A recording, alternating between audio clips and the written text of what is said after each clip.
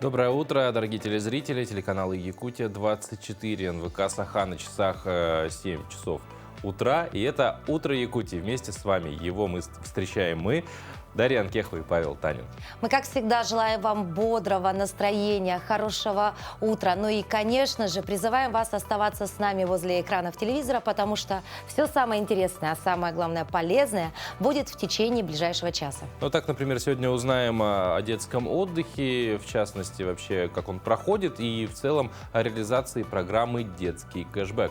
Традиционно мы покажем новости из мира животных, также расскажем о новых технологиях. Еще вы увидите наши традиционные уже рубрики «Это книжная полка» и «Говорим правильно». Продолжим сегодня мы также тему во второй части нашей программы. Поговорим о паводке в Верхоянском районе, о котором говорили вчера. Сегодня мы с нашим гостем в студии расскажем о телемарафоне, который состоится на телеканале НВК Саха, и о работе штаба по сбору гуманитарной помощи. Напоминаем вам, дорогие телезрители, что вы можете стать участником нашего прямого эфира. Для этого вы можете отправить свои вопросы, возможно, поздравления, либо свои, допустим, какие-то приятные эмоции по номеру телефона, который вы видите прямо сейчас на экране. Это 8 914 2 73 44 88. Напоминаем, что у вас на это есть, к счастью или к сожалению, всего лишь 1 час, поэтому поторопитесь. С 7 утра до 8 утра. И, конечно, не забывайте про наш телеграм-канал. Его легко найти, зайти в телеграм, написать в поисковике «Слитное утро Якутии». Будет вам счастье.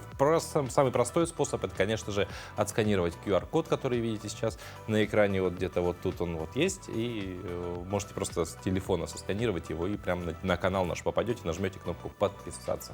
Ну и, как всегда, начинаем мы наш утренний эфир с рассказа о погоде. В центральных районах температура воздуха на 6 часов утра была на отметке 20 градусов. В заречной группе 14-20 градусов выше 0. В южных районах 15-18 со знаком плюс. В Вилюйской группе 18-20. В Нижнеленских до плюс 21. В западных районах до плюс 20. В Колымо-Индигирской группе улусов 10-17 градусов тепла. В Янских 15-18 со знаком плюс. На северо-западе до плюс 17. В Якутске температура воздуха на 6 часов утра была на отметке 20 градусов. Атмосферное давление 748 миллиметров ртутного столба. Ветер юго-восточный 2 метра в секунду. Сегодня днем без осадков. Ветер юго-восточный 3,8 метра в секунду. Температура воздуха ожидается до плюс 30 градусов. Ну, первую часть нашего сегодняшнего выпуска мы посвятим такой замечательной, приятной, просто забвенной, мне кажется, теме под названием «Отдых», потому что он нам всегда так дорог. Каждый из нас любит отдыхать, ну и вообще весело проводить время. А летом это делать еще вдвойне радостно. Можно купаться, съездить на природу, конечно же, как можно больше времени проводить с семьей. Ну и каждый, конечно же, выбирает для себя разный вид отдыха. И вот давайте посмотрим сюжет о летнем отдыхе на территории республики и как вообще проводят его якутяне.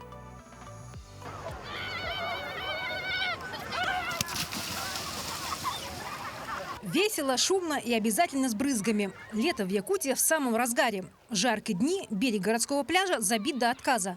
Аномальная жара заставляет горожан отдыхать только у воды. На буйки не уплываем! Безопасность превыше всего. На береговой линии ведут дежурство спасатели. В воде установлены ограничивающие буйки. Заполнить эмоциями свой отдых нетрудно, отмечают горожане. Главное – хороший настрой. Уютный пляж, детям класс. Да, поддерживаю сына. Вода теплая, не глубоко, буйки как надо. А это красивые кадры с Нюрбы. С песнями, плясками на днях здесь открыли городской пляж. В этом году во многих улусах открылись места отдыха на пляжах Вилюйского, Мегино-Кангаласского, Верхневилюйского улусов. И уровень отдыха с каждым годом растет. Помимо водных аттракционов, катамаранов, батутов, в улусных пляжах предоставляются лежаки и шезлонги.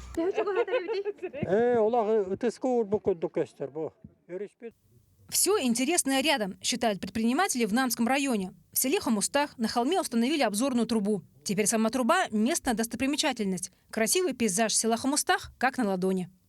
Сейчас мы поднимемся в гору Микиса-Хайта и увидим местную достопримечательность Сир-Карага.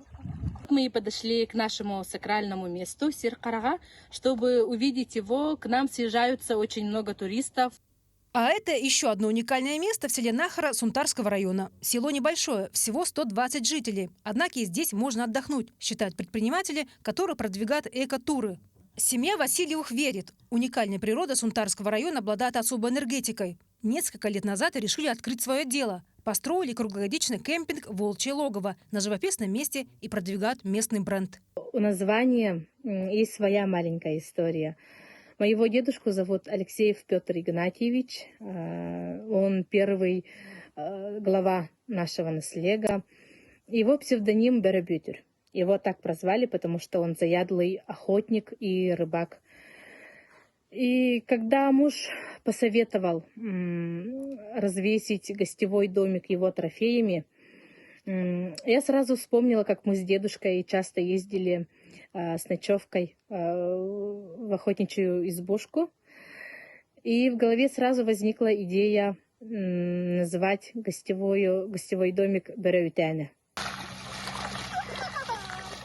База, построенная в стиле охотничьего домика, привлекает любителей рыбалки. Для них предоставляются все рыболовные снасти – мунха, удочки и даже гидросапоги.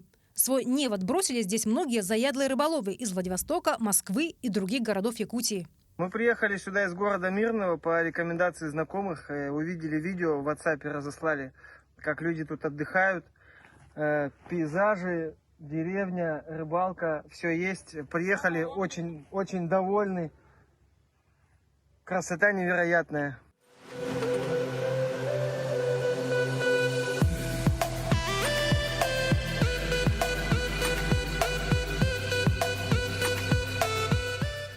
А жители Нюрингринского района считают, охладиться по полной летом помогают только льды. Ледник в долине реки Мустах – уникальное место, куда приезжают многие нюрингринцы. Все, кто однажды побывал на леднике, приезжают снова, чтобы заполнить свой отдых эмоциями. Многие жители Якутии отмечают, каждый улус Якутии по-своему интересен. Не обязательно покупать путевку в отель Soul Inclusive, чтобы отлично провести выходные. Ведь в любом городе или в родном улусе точно есть чем заняться. Нужно только немного поискать. Ирина Григорьева, Илья Жараев, Сергей Козюров, Якутия. А вот не менее жаркая пора сейчас в детских лагерях Якутии. В эти дни там вовсю идет подготовка к закрытию второй летней смены.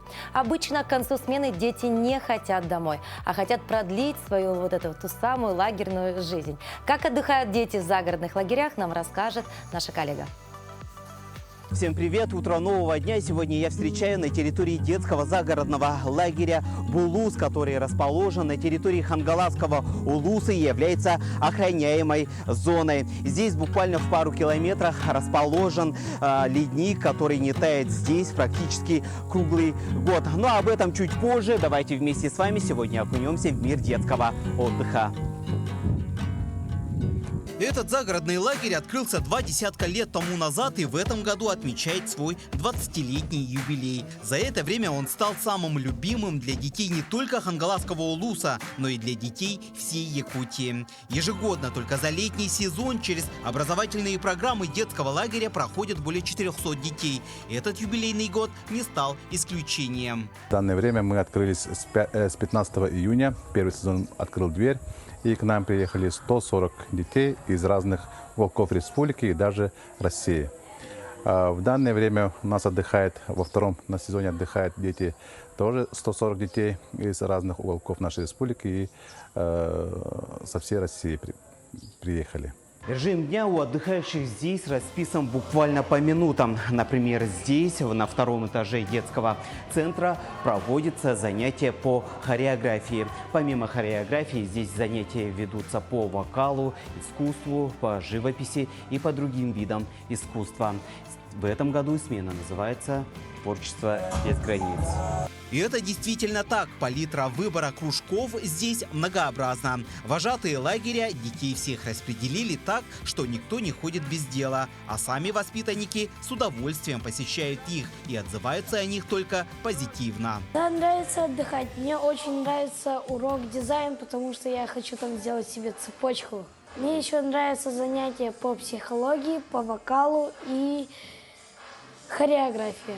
Помимо занятий по дополнительному образованию, программа смены детского лагеря наполнена еще и различными отрядными и общелагерными мероприятиями. Если раньше в детских лагерях были такие мероприятия, как «Алло, мы ищем таланты», «Самый умный», «Веселые старты» и КВН, то сейчас им не удивишь подрастающее поколение. И поэтому вожатский коллектив лагеря придумывает все новые формы работы с детьми. И, пожалуй, у них это очень хорошо получается, так как и здесь у детей только положительные эмоции. Фишкой этого лагеря является то, что дети каждой смены посещают пешим походом уникальный памятник природы, который расположен здесь в 3 километрах. Это нетающий ледник с одноименным названием Булус, в честь которого и назван сам лагерь.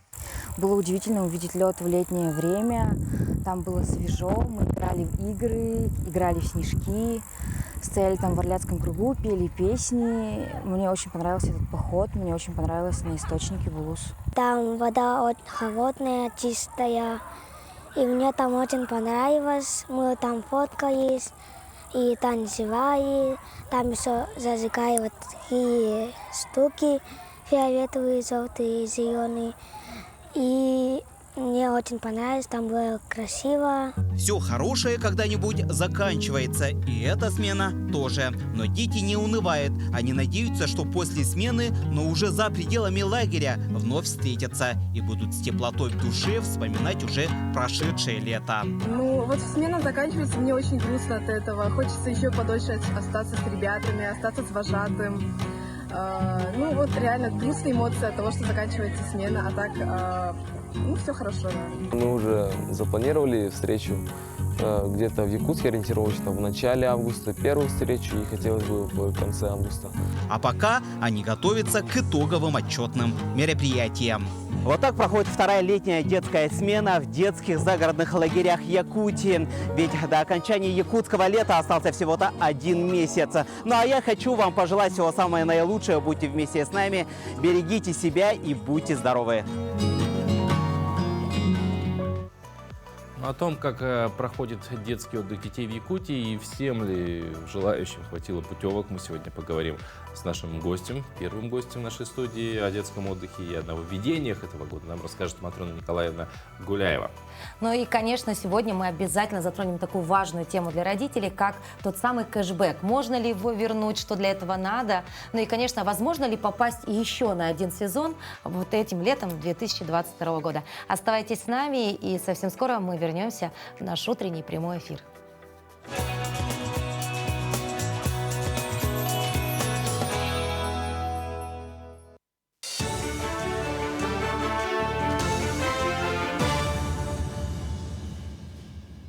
Доброе утро, коллеги. Доброе утро, Якутия. Вы смотрите новости. 26 июля с 17 до 20:30 в прямом эфире телеканалов НВК «Саха» и «Якутия-24» состоится благотворительный телемарафон «Вместе сможем все» для сбора пожертвований пострадавшим от паводка в Верхоянском районе Якутии. Телемарафон инициирован Общественной палатой Якутии совместно с Министерством по делам молодежи и социальным коммуникациям региона. В ходе благотворительной акции будет организован сбор от предприятий и ведомств. Граждане также смогут внести свой посильный вклад, в том числе через СМС-сообщения. В программе телемарафона концертная программа с участием звезд якутской эстрады и представителей сферы культуры. Некоторые российские банки после решения Центробанка России снизить ключевую ставку до 8% годовых объявили об улучшении условий по кредитным продуктам и ипотеке. В то же время, как следует из материалов кредитных организаций, доходность по вкладам также будет снижаться. По словам экспертов, с учетом оживления деловой активности можно рассчитывать на рост продаж всех розничных кредитов минимум в 1,5 раза во втором полугодии текущего года. В Якутском технологическом техникуме сервиса проходят курсы парикмахеров для безработных граждан. Краткосрочная учеба организована в рамках нацпроекта «Содействие занятости населения». Поэтому курсы бесплатные. Искусству парикмахерского дела обучаются граждане, находящиеся в поисках работы, женщины, ухаживающие за ребенком, и предпенсионеры. Профессиональная подготовка продлится 1 месяц и предусмотрено много времени именно для практики. В конце учебы курсанты сдают экзамены и получают удостоверение. Также в техникуме готовят кондитеров и поваров. В общей сложности в этом году планируют обучить более 100 человек, а зампарикмахерского дела приглашают принять участие более 60 граждан. Я давно стригу, но по правилам стричь это совсем другое. Стричь по-своему это другое, а стричь по правилам тоже другое. Вот пришла и узнала азы, первые азы парикмахерского искусства. Очень довольна. Сейчас я буду стричь только по правилам. Началась аккредитация и выдача бейджев участников и волонтерам 7-х международных спортивных игр «Дети Азии». Перед тем, как получить бейдж, необходимо сдать экспресс-тест на COVID-19. Система контроля очень серьезная, и тестирование проходит дважды. По прибытию для того, чтобы зафиксировать состояние здоровья, и в середине мероприятия для того, чтобы отследить динамику. Для этого работают несколько пунктов сдачи экспресс-тестирования. Напомним, 7-е международные спортивные игры «Дети Азии» состоятся в Приморском крае с 27 июля по 8 августа. Мы должны понимать, что сейчас на территории Приморского края мы встречаем действительно большое мультиспортивное мероприятие, в котором у нас задействовано более 8 регионов страны и также более 10 стран, где санитарно-эпидемиологическая ситуация может различаться. Для того, чтобы обеспечить благополучие для всех клиентских групп, у нас проходят тестирование по прибытию. Все участники, а также люди, задействованные в проведении мероприятия, и также через 7 дней, потому что охрана здоровья – одна из важнейших наших задач, чтобы все прошло на высшем уровне.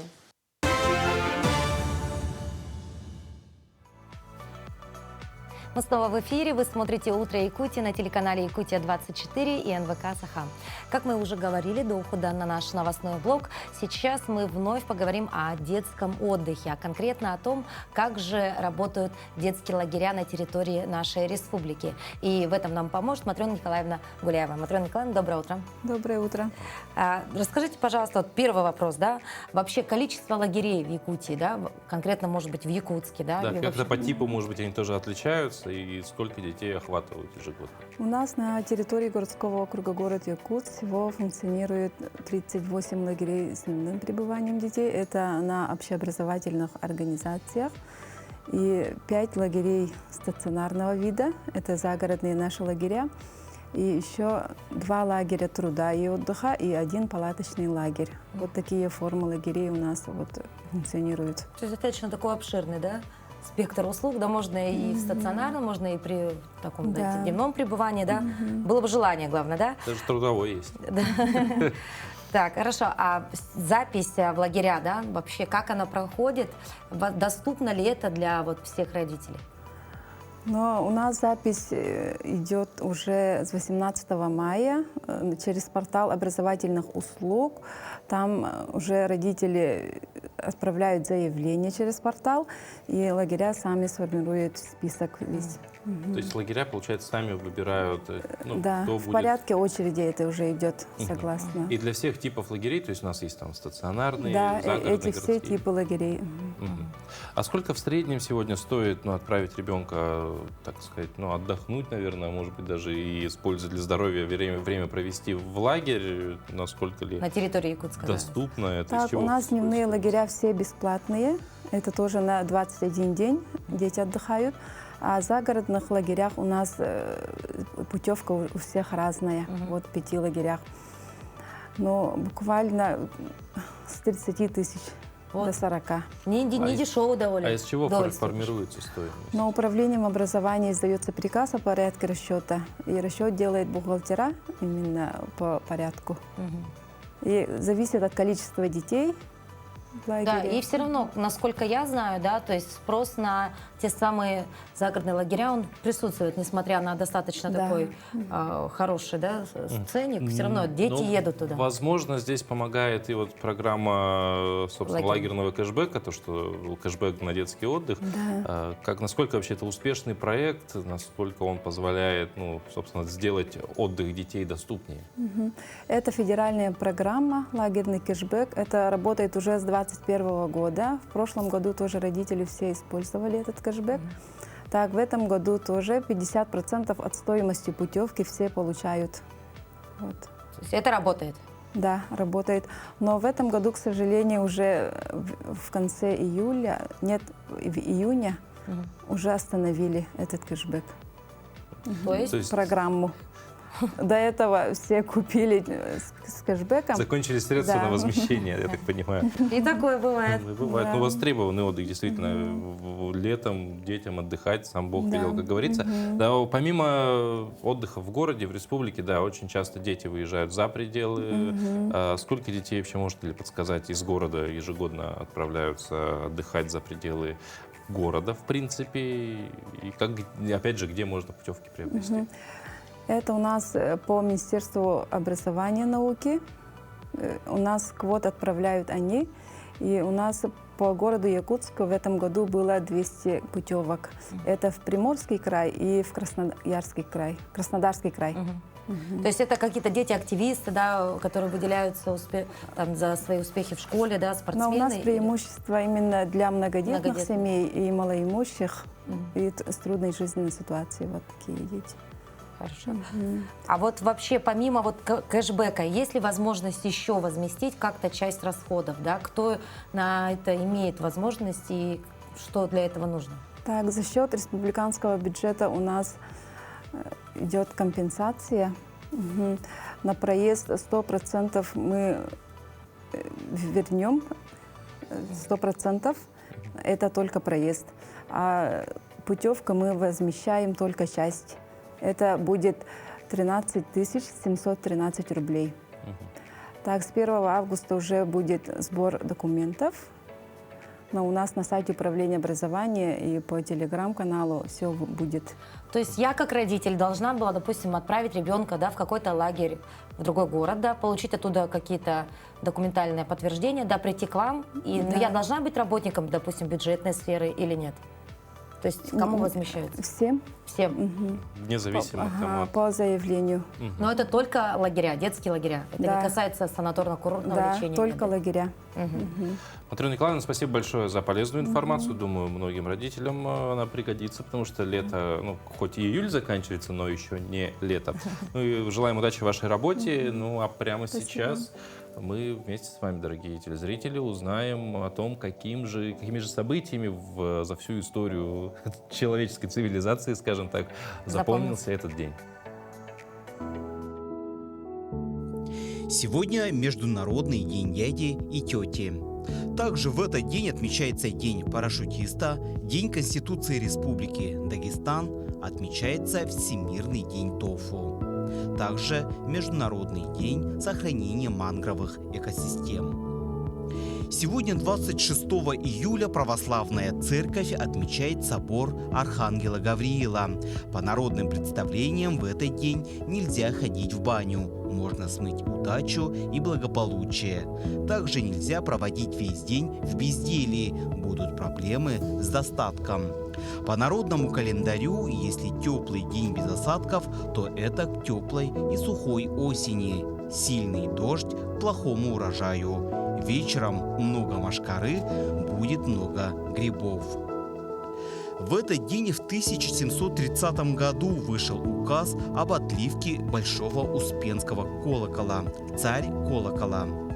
В 1908 году в США создано Федеральное бюро расследований.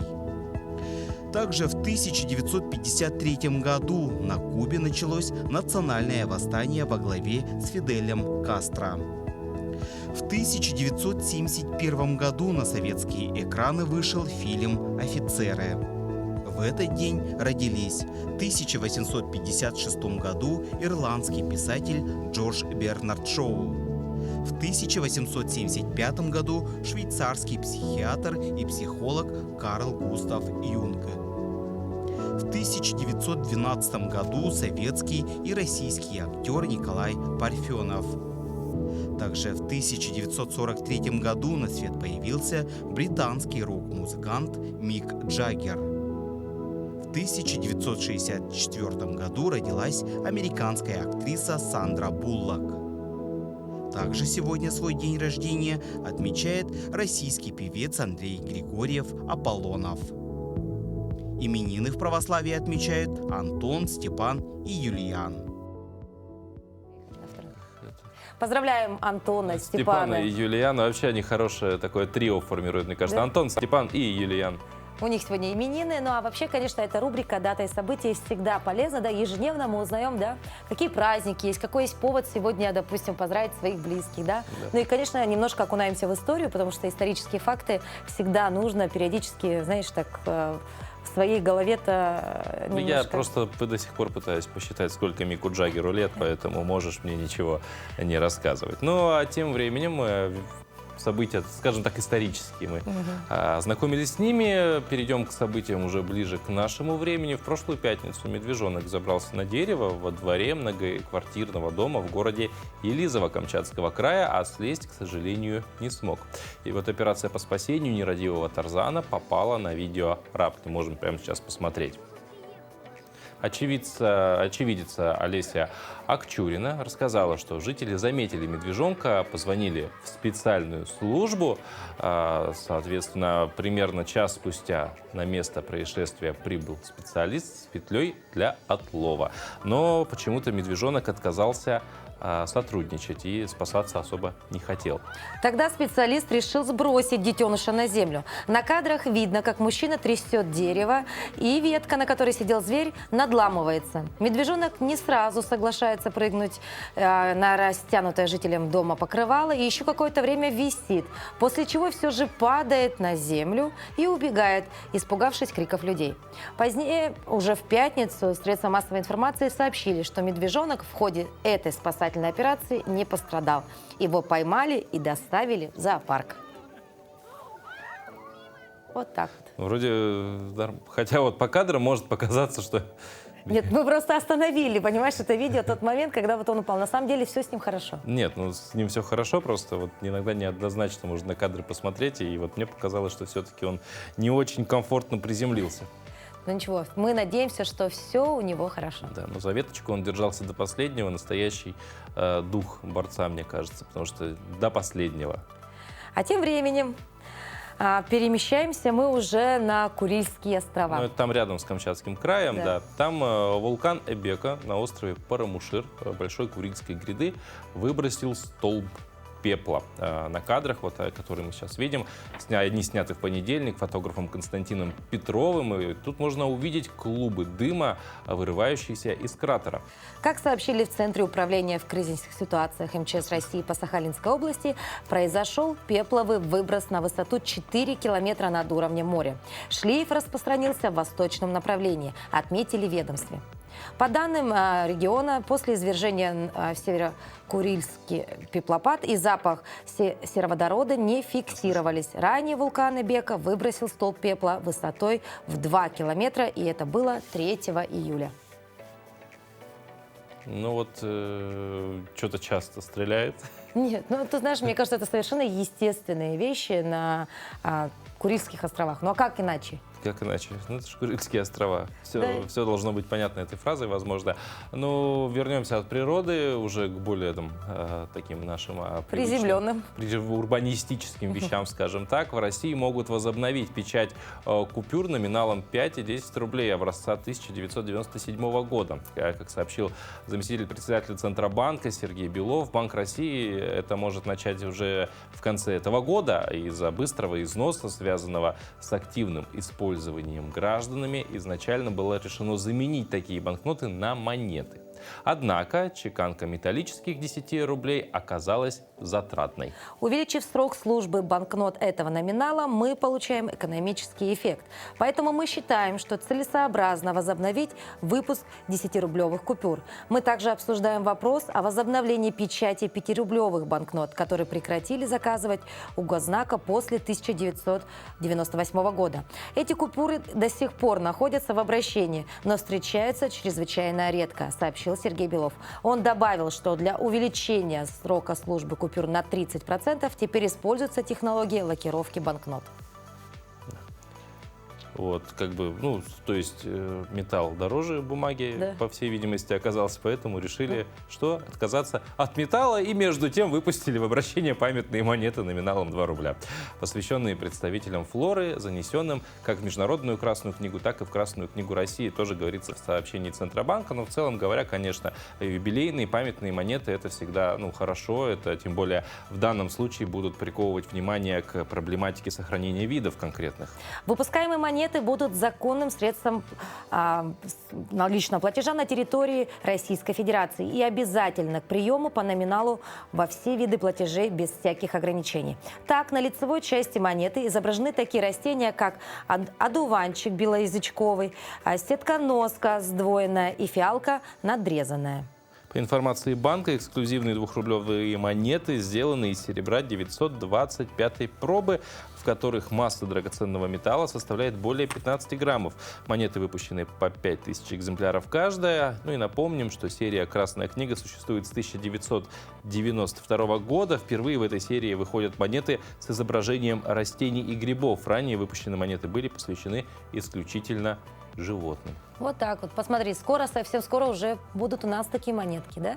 Интересно все-таки. И памятно. Ты вообще коллекционируешь монеты? Я не коллекционирую монетки. Почему? Нет, одно дело, я коллекционировал монетки. Я хотел собрать все города на 10 рублях. Вот сейчас 10 рублей маленькие, а были вот такие большие. Многие, наверное, помнят.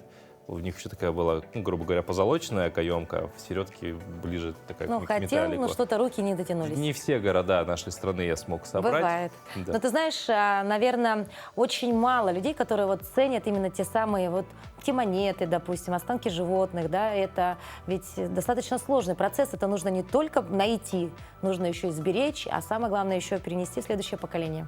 Ну вот у многих это на самом деле получается. Ну, а мы пока можем говорить, естественно, о тех, кто был до нас. Вот археологи обнаружили доисторические останки южных таманских слонов и, кого же еще, кавказских носорогов эласматериев. Вот так вот. Такие, да, вот даже выговорить не могу. А обнаружили это на Таманском полуострове в Темрюкском районе Кубани. Более подробно об археологической находке в следующем сюжете.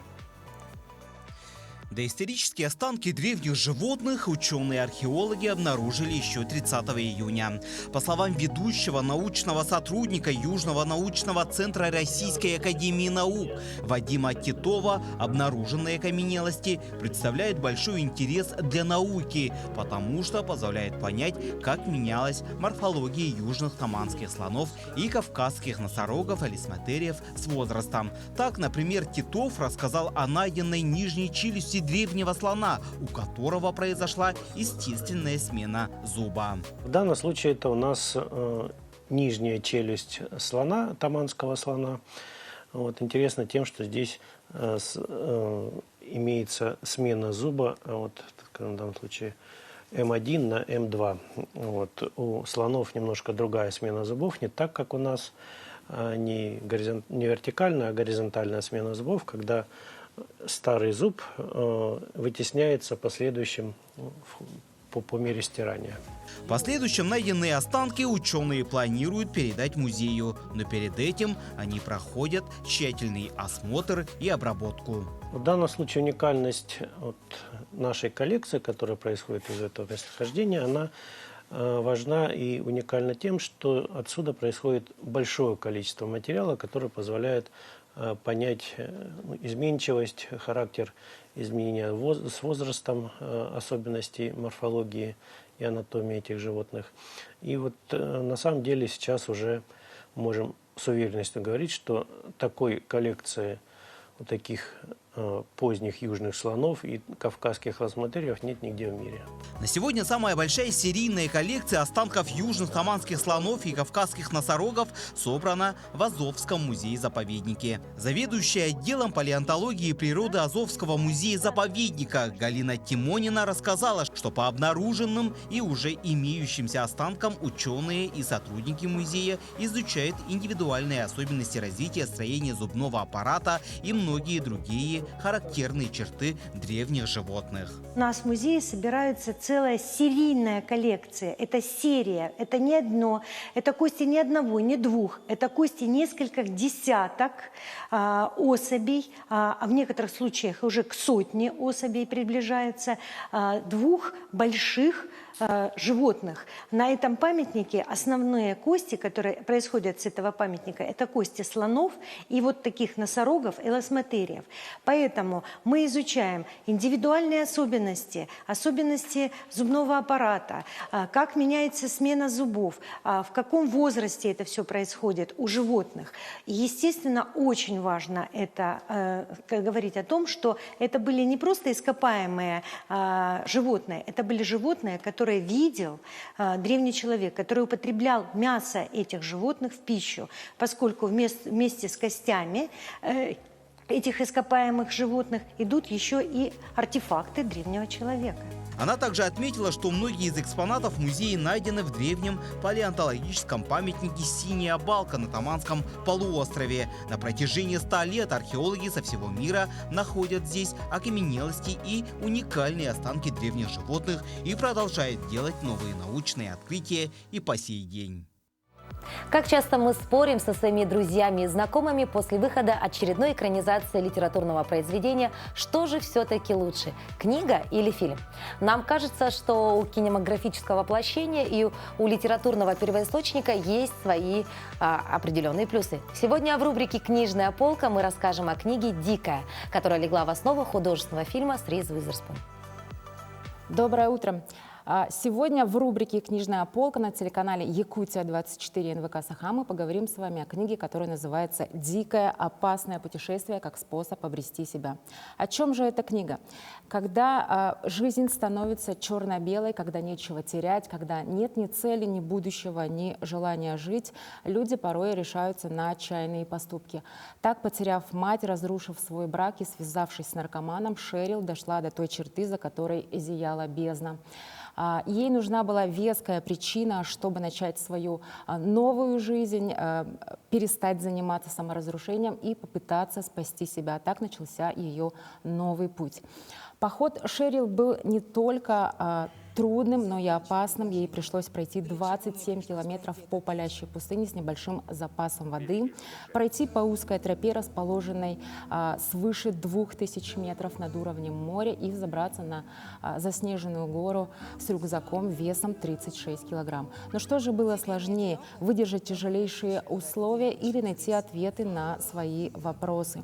Полная опасности и приключения позволила Шерил кардинально изменить свою жизнь, обрести душевное равновесие и гармонию.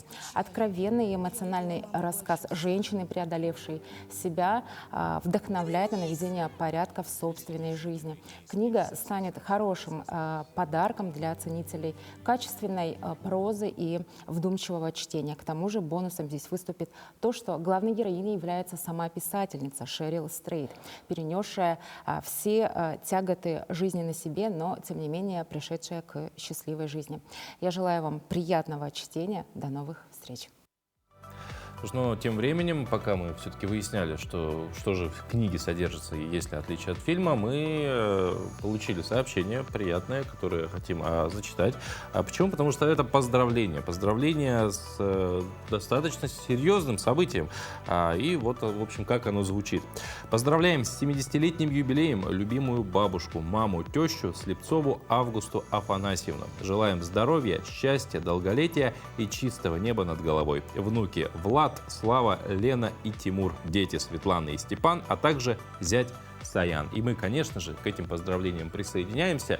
Желаем вам сегодняшний знаменательный действительно день, 70-летний юбилей, только чтобы все прекрасное в жизни случалось. Да, ну а я, в свою очередь, поблагодарю нашего телезрителя, который вот так воспользовался этим шансом и поздравил своего близкого и родного человека в прямом эфире на телеканале Якутия-24 и НВК Саха. Ну а сейчас мы с вами и с нашим экспертом разберем очередное слово из великого русского языка, в произношении которого многие частенько допускают ошибки. Доброе утро, дорогие телезрители! В русском языке очень много слов, и большинство из них затруднений у нас не вызывает. Но все-таки среди этого огромного количества слов есть такие, которые являются индикаторами культуры нашей речи, лакмусовой бумажкой того, насколько мы знакомы с нормами русского языка, правильно или неправильно. Такими словами являются, например, глаголы «откупорить» и однокоренное «закупорить». Нужно запомнить, что ударение в этих словах всегда падает на гласный «у». Нужно говорить «откупорить» или купорить. Давайте говорить грамотно. Всего доброго. Ну, а мы продолжим говорить о непосредственно не мерах поддержки, а помощи, которая оказывается жителям, пострадавших от паводка Верхоянского улуса. Сегодня на телеканале НВК «Саха» пройдет телемарафон по сбору средств. И о нем конкретно мы поговорим с начальником управления культуры Верхоянского улуса Надеждой Васильевой. Доброе утро. Доброе утро. Доброе утро. В том числе поговорим вообще о работе штаба, потому что организован штаб по сбору гуманитарной помощи. Но, во-первых, расскажите про телемарафон, где, как будет проходить, как принять участие, чем можно помочь. Доброе утро. Да, сегодня действительно на канале НВК «Саха» с 5 часов до 8:30 будет проведен телемарафон по сбору финансовых средств для пострадавших от паводка. У нас создан специальный QR-код, где любой житель нашей республики, города, кликнув, может отправить финансовые средства. Помощь пострадавшим. В телемарафоне будут выступать наши артисты, наши земляки. Также будут участвовать наши спонсоры, которые внесли вклад для восстановительных работ пострадавших от паводка. То есть вообще это такая добрая традиция, да, на телевидении проводить телемарафоны, и мы знаем, что приносит неплохой результат, да, потому что действительно задействованы не только простые, да, жители, телезрители, да, задействованы и крупные организации, которые, да, а вообще вот на данный момент, да, восстановительные работы сейчас, наверное, в самом таком разгаре, да, и, конечно, сейчас те самые денежные средства необходимы именно на вот эти восстановительные работы, да? Да, да, да. И я сегодня хочу призвать всех жителей, всех неравнодушных людей принять участие в телемарафоне и внести свой вклад. Ну вот денежные средства сегодня будут собраны. Мы уже поняли, что да, пойдет на восстановительные работы. Планируется ли за счет этих средств приобрести какие-то необходимые вещи, вот вещи первой необходимости, из которых обычно формируется гуманитарная помощь? Если да, то какой перечень необходимых вещей сегодня? Да, с первых дней, когда на нас обрушилась эта беда, Общественная палата в лице председателя Николая Бугаева и землячества Верхоянского района, где председатель Гавриил Чемыханов, да, был организован штаб гуманитарной помощи, где мы собираем вот первые необходимые вещи. То есть это вещи, спальные мешки, матрасы, да, спальни, постельное белье, продукты питания, детское питание. В общем, то, что необходимо для первых восстановительных работ, да, вообще, чтобы люди, как бы, им все, как бы, получается, они пострадали от паводка, да, чтобы они... Первое время хотя бы могли как-то... Да. Хорошо, но вот тот самый штаб, да, обязательно в подобных ситуациях работает штаб. И вот расскажите, сколько человек сегодня, да, сколько волонтеров примерно хотя бы участвуют в этом штабе, которые вот прям активно работают сегодня? Да, как был организован наш штаб, к нам пришли добровольцы, волонтеры, это земляки наши, активисты землячества. Также у нас работают добровольцы, волонтеры с ресурсного центра волонтера, с Красного Креста. У нас даже работают волонтеры-инвалиды первой группы. У нас это с общественной организацией «Мамонтенок». Там у нас есть земляк Горохов Бахтияр, двукратный чемпион по пауэрлифтингу. И по его призыву пришли ребята нам помогать. То есть так, у вас очень много таких, да, активных земляков, да, и спортсменов. И это очень отрадно, что люди приходят, как говорится, за спасибо работать ради во благо нашего района. Но в основном это, опять же, уроженцы Верхоянского. Но тем временем собирается гуманитарная помощь, мы тоже об этом сказали в этом штабе, да, непосредственно. Туда стекается помощь от всех, наверное, якутян. Насколько активно сегодня жители республики, компании, работающие на территории, оказывают помощь? Ежечасно люди приходят, простые люди, жители города, близлежащих районов приходят, переносят гуманитарную помощь.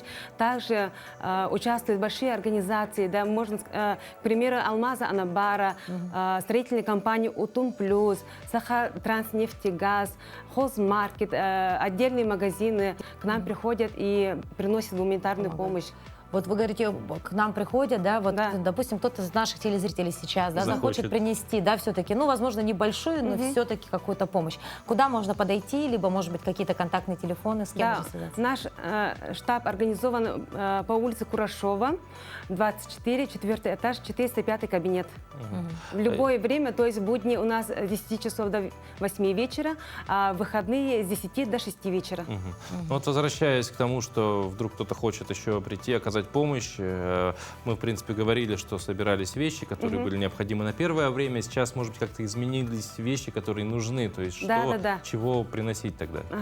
Ну, вначале мы собирали вот теплые одежды, да, для детей, детское питание, одежда для женщин, мужчин. Сейчас мы по перечню принимаем. То есть это болотные сапоги, спецодежда, средства личной гигиены, медикаменты, продукты питания.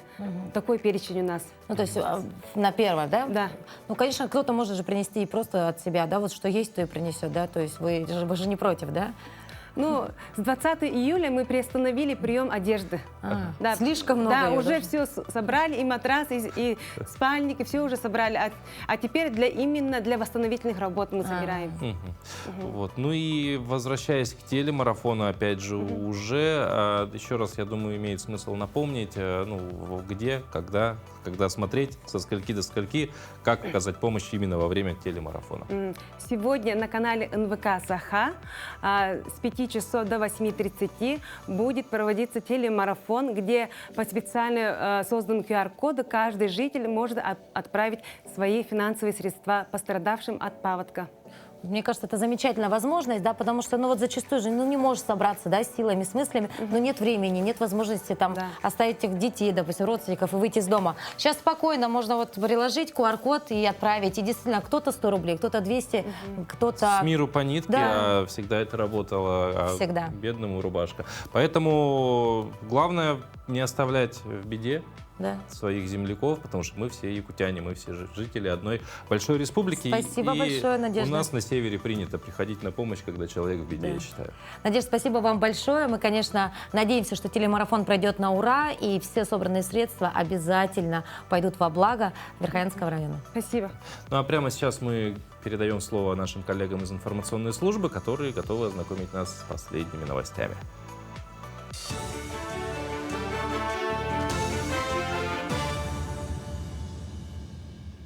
Доброе утро, коллеги. Доброе утро, Якутия. Вы смотрите новости. В России за последние сутки выявлено 7523 случая COVID-19 в 85 регионов. Всего в стране нарастающим итогом коронавирус был подтвержден у 18,5 миллионов человек. Также за сутки зафиксировано 37 летальных исходов из-за COVID-19. За весь период в России от коронавируса скончались 382 тысячи человек. За последние сутки в России в связи с выздоровлением от коронавирусной инфекции выписано 4812 человек. Всего в стране число перенесших коронавирус увеличилось до 17 миллионов 938 тысяч. Спрос россиян на маски за последние 2 недели июля впервые вырос с начала года более чем в 2 раза по сравнению с аналогичным периодом июня. При этом на антисептик спрос вырос почти на треть. Тем временем Минцифры России обновила сервис записи на прием к врачу на портале госуслуги. В основу механизма легла технология витрины данных. Теперь госуслуги на основе данных из региональной медицинской информационной системы определяют поликлинику, доступных специалистов и временные слоты для записи. Процесс записи к врачу становится максимально доступным для пользователей. Процесс формирования удобных витрин данных для пользователей идет в рамках нацпрограммы «Цифровая экономика». В течение месяца Минцифры разработает единые классификаторы и требования к витринам данных, а регионы подготовят планы мероприятий по их созданию. Проект «100 тысяч дворов» на Дальнем Востоке с опережением реализуют в Якутске. До сентября планируют благоустроить 75 объектов. Один из них – двор по улице Крупская, 21 и улице Чкалова, 1, проверил руководитель республики Айсен Николаев. В настоящее время по всем дворам заключили контракты и начали работы по благоустройству. Завезены строительные материалы, идет вертикальная планировка территорий, устройство бордюров и тротуарных плит, а также установка опор освещения и малых архитектурных форм. Также до августа поставят оборудование для детских и спортивных площадок. Отмечается, что все проекты учитывают региональные климатические особенности. На финансирование проекта в Якутске направили свыше 232 миллионов рублей. Программа реализуется в 37 муниципальных образованиях Якутии. К ноябрю этого года планируется благоустроить 124 дворовые территории в городах и селах республики. Глава Якутии Айсен Николаев провел лекцию-экскурсию для студентов Луганской Народной Республики, Северо-Восточного федерального университета, а также для лучших школьников Якутска. Мероприятие состоялось в рамках просветительского проекта Российского общества знания. Встреча прошла в знаковом месте в музее Мамонта. Руководитель региона рассказал о мамонтах, об истории республики и уникальном климате Якутии. Отрадно то, что именно в нашем музее была проведена эта лекция, видя глаза молодых людей, которые впервые попали в наш музей. Действительно, чувствовалось, что им было очень интересно. И считаю, что лекция Илдархану достигла своей цели. Я когда узнала, что есть такая программа, по которой мы можем по волонтерской программе посетить ваш чудесный край, я не смогла отказаться и действительно получила массу положительных эмоций. Действительно, этнический колорит просто завораживает. К этой минуте пока вся информация. Отличного дня.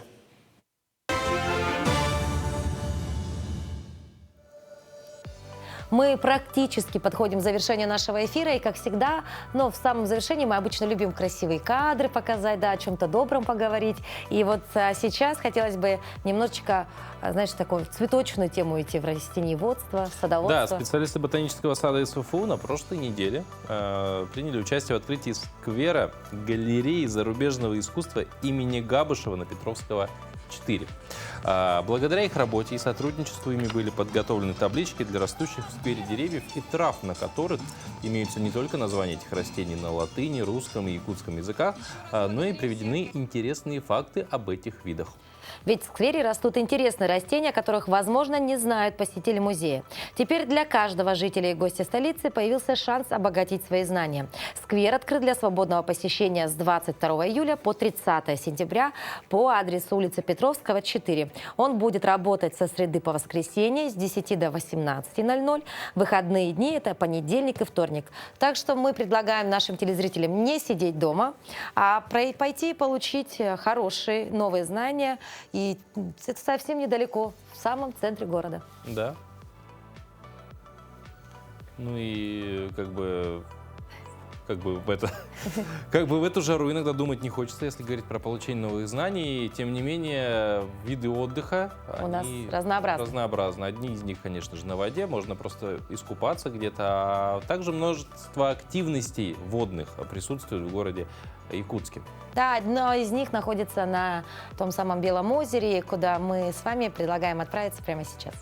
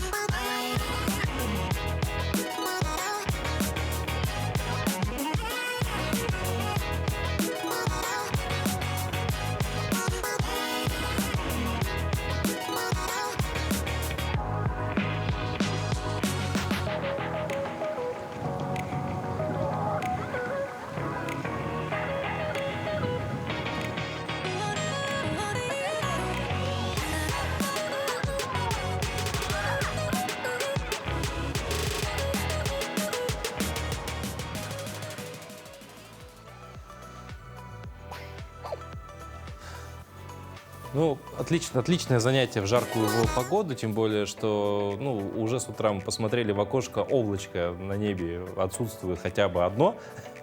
Но это замечательно, ведь мы действительно на севере так любим, когда лето у нас такое жаркое, солнечное. Ну, кто-то любит дожди. Дорогие друзья, хорошего вам дня, завтра увидимся, до встречи.